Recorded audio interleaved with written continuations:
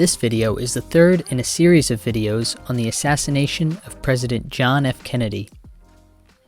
Each video in this series will cover either one individual or a group of individuals who either took part in or was alleged to have taken part in the planning of the assassination, in the assassination itself, or in the cover-up. Malcolm Wallace, or Mac as he was commonly referred to, is a mysterious figure. Not much is known about his childhood or formative years, but we do know that after high school in 1939, he enlisted in the United States Marine Corps. Less than a year later, he was medically discharged after suffering a back injury and then enrolled as a student at the University of Texas in Austin. While he was a student at the University of Texas, he began to take an interest in politics, and he was elected president of the Student Union. He also became a member of the Teos Club and the Friar Society at the University of Texas. Other members of these clubs included future attorneys, mayors, congressmen, governors, Supreme Court justices, billionaires, and many other future high-level politicians. Wallace graduated in June 1947 and shortly after began teaching at different colleges such as Long Island University, the University of Texas, and the University of North Carolina. It was at this time that Wallace was introduced to Lyndon Johnson by Edward Clark, a lobbyist in the oil industry and legal counsel for LBJ.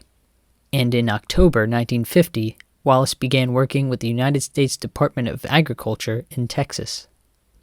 Articles by The Sun, Wikipedia, and many other sites claim that around this time Wallace also served as press secretary to Lyndon Johnson, which was before he became president, of course. But through my research, I haven't been able to confirm or deny these claims. On October 22, 1951, things seemed to take a dark turn in the life of Malcolm Wallace, as on that day he shot and killed a man named John Kinser, who was the owner of an Austin, Texas golf course. A customer at Kinser's golf course had managed to take down Wallace's license plate number, and Wallace was caught shortly after. Wallace was charged with murder, but was released on bail without even spending a day in prison, after Edward Clark arranged for two of Johnson's financial supporters, M.E. Ruby and Bill Carroll, to post bonds on Wallace's behalf. Wallace was defended in the trial by John Kinser, who also happened to be Lyndon Johnson's attorney. On February 1, 1952, Wallace resigned from his government job, and many believe that this was done largely in order to distance himself from Lyndon Johnson. His trial began 17 days later, and the jury found Wallace guilty, with 11 of the jurors calling for the death penalty and the 12th juror calling for life imprisonment. Judge Charles Betts overruled the jury and announced a sentence of 5 years imprisonment. He then suspended the sentence, and Wallace was freed immediately. Although the motive for the murder is not precisely known, there were rumors that Kinser was having an affair with Wallace's wife, Mary Andre. It was also rumored that LBJ's sister Josepha Johnson had affairs with both Wallace and Kinser, and that a romantic rivalry for her affections led to the murder. And on top of that, there were rumors that Mary Andre, John Kinser, and Josepha Johnson were all romantically involved together. Whatever the case may be, clearly something had transpired, because something had to have caused Malcolm Wallace to kill Kinser in cold blood. According to Barr McClellan, author of Blood, Money, and Power, Edward Clark and Lyndon Johnson arranged for Wallace to obtain a job with the Luscombe Aircraft Corporation, which soon after merged with defense contracting company Ling Temco Vought, a conglomerate that was largely funded by many of Clark's clients in the oil industry. After the merger, Wallace became manager of the purchasing department. If you haven't seen it, I would encourage you to watch the first video in this series about a man named David Harold Byrd, a big Texas oil magnate, because Mr. Byrd was a co-founder of Ling Temco Vought, and he was also the owner of the Texas Schoolbook Depository at the time of JFK's assassination. On January 7, 1971, Wallace died when his car ran off the road on U.S. Route 271. The patrolman that was investigating the incident stated that Wallace had struck an abutment after apparently losing control of his car, despite the highway being neither icy nor wet. In 1984, Billy Celestes, an American businessman and financier who was best known for his involvement in a business fraud scandal that had ties to his friend and future president Lyndon Johnson, told a grand jury investigating the 1961 death of Henry Marshall, a Department of Agriculture official, that Marshall was murdered by Malcolm Wallace.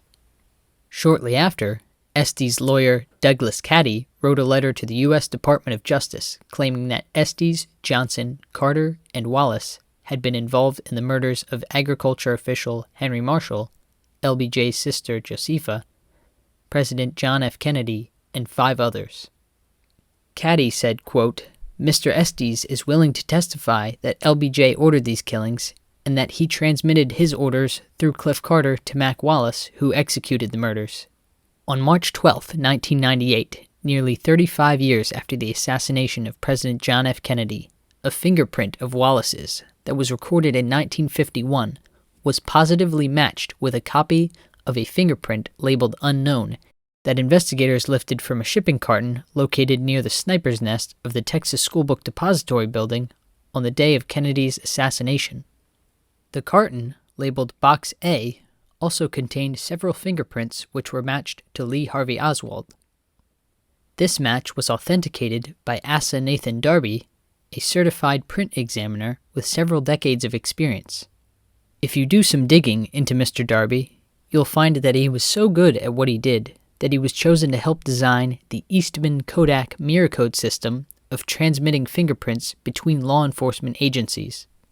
Darby signed a sworn affidavit stating that the unknown fingerprint and the blind print card submitted to him, which contained the 1951 print belonging to Malcolm Wallace, was a 14-point match. As a side note, United States law only requires a 12-point match for legal identification, and therefore, Darby's match is even more conclusive than the legal minimum. Roger Stone, a political consultant for Richard Nixon, Ronald Reagan, George W. Bush, and Donald Trump, among others, wrote in his book, The Man Who Killed Kennedy, The Case Against LBJ, that 6 eyewitnesses saw a man on the 6th floor of the Texas Schoolbook Depository building that met the description of Malcolm Wallace. Through my research, I have not been able to confirm or deny this claim. Some say that Malcolm Wallace was deeply involved in the assassination of President John F. Kennedy, and some believe that he fired one of the shots that hit Kennedy. What do you think? Let me know in the comments section below. While this evidence is quite compelling, it is not enough to prove in a court of law that Wallace was involved in the killing of President Kennedy, nor had anything to do with it.